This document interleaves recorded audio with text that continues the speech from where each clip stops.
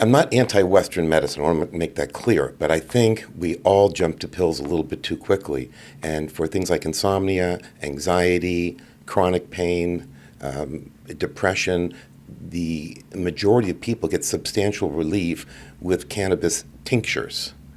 Tinctures have been around for thousands of years, and they've been used to extract the essences of thousands of different herbs. Mm-hmm. And if you go into any herbal store, you'll see tinctures that look like this, and you open them up, you bring some, and you just put it underneath your tongue. And buccally absorbs under your tongue, in your mouth, and some through your lungs. But it's completely clean, usually lasts about 4 hours. The words sativa and indica are 4,000 or so year old Sanskrit words, meaning daytime and nighttime. Okay. So God made it very simple for all of us stoners. It's sativas pretty much will take care of the daytime issue, and indicas the nighttime issues. Now, there are exceptions, of course. I mean, if somebody has a lowered immune system, they're going through chemotherapy, HIV, cancer, these people will be using indicas a lot during the day as well. How exactly are these made? Well, they're made usually with an alcohol base, and either the cannabis is actually shrunk down to crystals and then re-diluted, or they use pressure, low levels of heat, and some chemical hydrolysis to activate the cannabis into liquid.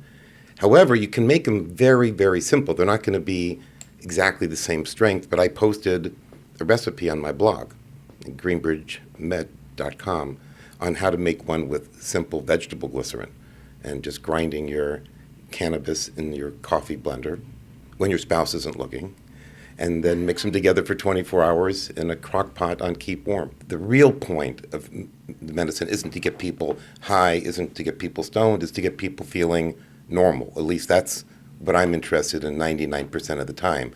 And the only way that I've found to do that, is with the tinctures. A hit from a pipe or a hit from a joint is maybe close to being the same each time. I think it's probably very different. Each noogie is going to look different. It's going to have different chemistry. Each breath is different. If you cough, it changes it. So it's not a predictable medicine. And there are times when cannabis needs to be predictable, and there are times when it's not so important. I mean, if you're using some cannabis to go to sleep, it honestly is not such a sensitive deal. I mean, if you take 3 times too much, it's going to be the same as, right. So, I mean, we should always take as little as possible, but there's no over-medication issues.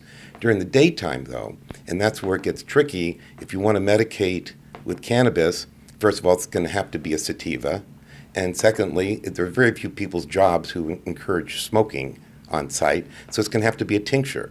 So daytime use to keep, that stress from just, getting to us, or people who have back pain, hip pain, neck pain, whatever. I mean, if they're popping Advil during the day, I think that's far more dangerous than taking a few drops of a tincture. This is the future.